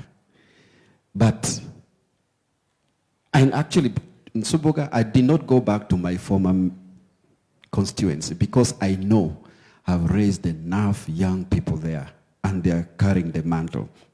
Many chairmen of sub-counties, the district chairpersons, you know, I've left them to tussle it out. I've come to Lira City West, which is a virgin constituency. It has no MP sitting now, right? And people are saying we need a senior person with experience, exposure, integrity, to start off a new city. As you conclude, Honorable. And they have seen it in me. So, by the way, it was a very tough decision for me to go back. And when I made the decision, I am peaceful with it. About monetization and commercialization of politics, let me wind with that. It is a malady that some of us have sought to end. And there's just a magical way of ending it, but nobody wants to end it because it helps some people for politics to remain commercialized and monetized. Honorable Ruhindi knows many systems where you don't go because you have a lot of money. It is called a parliamentary system. You know, South Africa practices it, Botswana practices it. Proportional representation. You know, Israel practices it. And there you don't even need to spend a dime for you to become a member of parliament. It is your party that campaigns. You only have to be so good in your party and noticeable that you are listed among those who will be chosen in case the party wins a certain number of positions. And you are listed early, in advance. Electoral Commission will receive the list in advance. If there are 100 seats in parliament, they list you there. And if you're number 10, you're lucky. If you're so after the elections, then parties are given parliamentary seats according to the proportion of votes they have won. So each party, actually the Electoral Commission now comes to each list and put a ruler at the number of parliamentarians needed from your party and puts a line. Then you become a member. If your party has won 80%, then your chance is higher. If it has won 10%, which means 10 seats, they just put a ruler, number 10. You don't have to pay a dime. But we have tried to introduce it in the previous parliaments, but they never see the light of day during constitutional amendments. Thank you. And the reason is clear. Thank you very much, Honorable Benson Obua Ogwal. And also allow me right now, ladies and gentlemen, to send my sincere appreciation to our panelists today. Honorable Fred Ruhindi, thank you so much for joining us on our panel tonight. And Honorable Benson Ogwal, Ms. Flavia Karule Nabagabe for Kasanda South. Kasanda District, great. And Miss Mariam Chomugisha, all the way from Makera University. Thank you for joining us, our online viewers and participants in the 14th AYLF gathering, and for sending in your views, for watching and sharing all those views that you have been sharing. It is very clear that through the discussions, leadership anchored on values is not a one-day job. It is not a one-week job. It is not a one-year job. But it must be deliberate, both at personal level, at family level, at community level, and at national level. So, as we wind up this particular discussion, it is important, I would just want to say this one word, that we need to get leaders. We need to find leaders whose heart has not just been consumed by the power behind the position, but leaders that are willing to pay the price above the position. Thank you very much and have a fantastic day.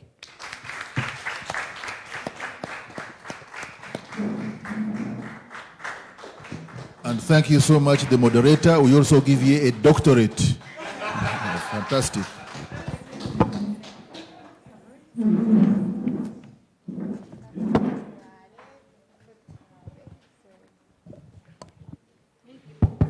Maybe before they go. All right. So. Yeah, because you see those photos, you ask politicians, they are part of our political system. Yes. So we shall try and organize the most socially distanced photograph we can take under the circumstances. Yes.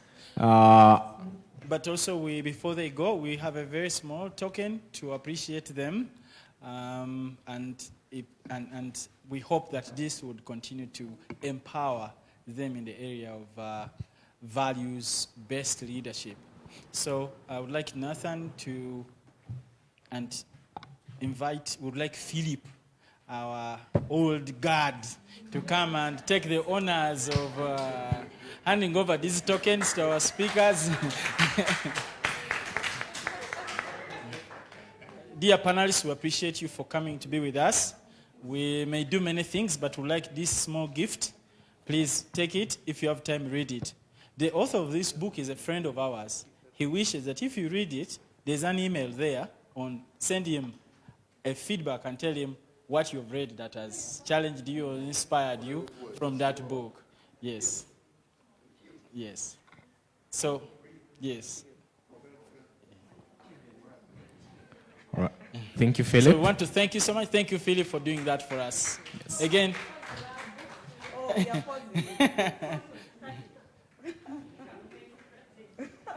Yes, the photographers, I'm sure they are running those photographs. With this book, I have won my election.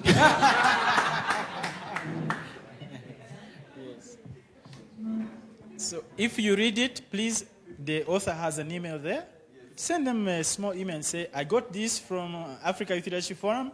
This is what I picked. And it will be good, yes. Very good. Yeah, it's a great topic. Thank you.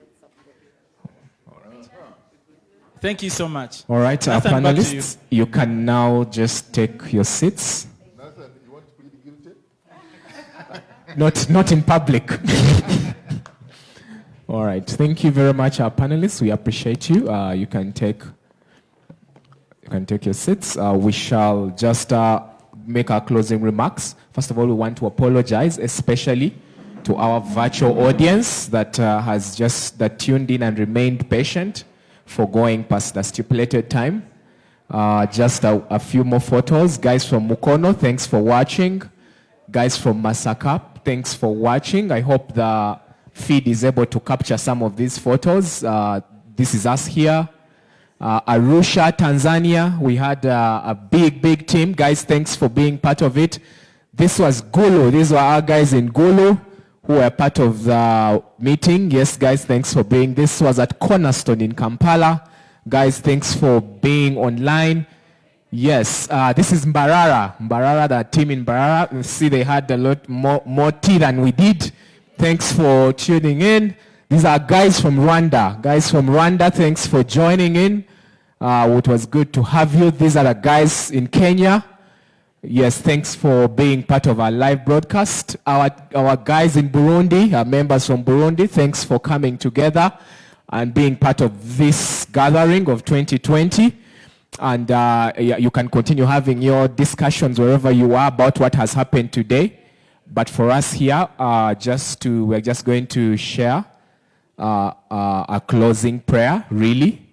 And after we have prayed, we shall close our broadcast. And then maybe take, those who have remained can take a photo right in front here if we really want to. Otherwise, I will pray. I will say the closing prayer and we shall end the broadcast, guys, on the media team. Is that fine?